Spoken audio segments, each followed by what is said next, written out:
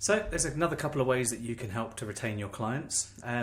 Beyond communicating, beyond setting expectations, the key thing here is you've got to balance all of this with the right client, depending on the service that they've bought from you. But most of this is true in quite a lot of experience here.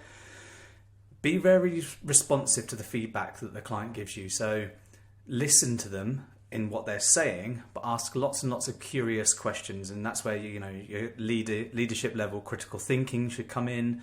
You ask them as many questions as you can without seeming silly around their feedback, so you can kind of get to the real kernel of truth as to what it is they're actually asking you or telling you or trying to sort of complain about. Now, sometimes a complaint might actually be something which isn't really a problem, but the expectations weren't managed quite so well. So then that's an opportunity for you to manage the expectations, keep the client happy, and they feel like you've listened to their feedback. Conversely to this, sometimes feedback from a client isn't necessarily positive. It isn't necessarily nice to hear.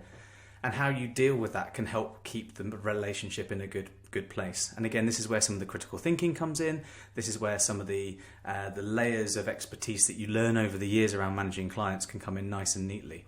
Now, if a client gives you negative feedback and it feels a bit personal, often it isn't. They're paying and they feel like they should be getting results. Maybe they're not getting the results they should be getting, or maybe they're not getting the results they think or that are owed to them for the price that they're paying.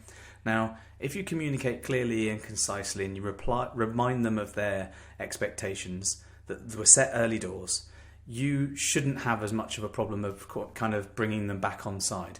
Now, the problem is if you're not responsive to the feedback and you put a barrier down and you give them excuses or rationale as to why they might not be so correct, then it's only going to cause more friction, which will ultimately churn the client. The other thing that is really, really important, and I hear this an awful lot, is, you've got to be flexible for your clients, and there's the whole customer's always right kind of thing. Well, the customer's not always right, but they are always the customer. So you need to be flexible in how you respond to feedback and communicate and set expectations. But not like yoga flexible.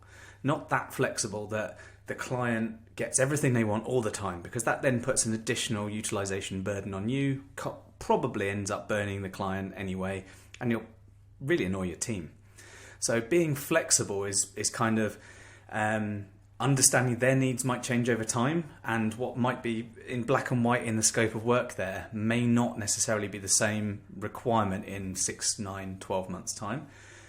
Being adaptable is a big part of this industry, and if you're not living that kind of level of flexibility around things that change, that could possibly change, then you're going to find a bit more friction with that client. And like I said a moment ago, friction creates problems for you.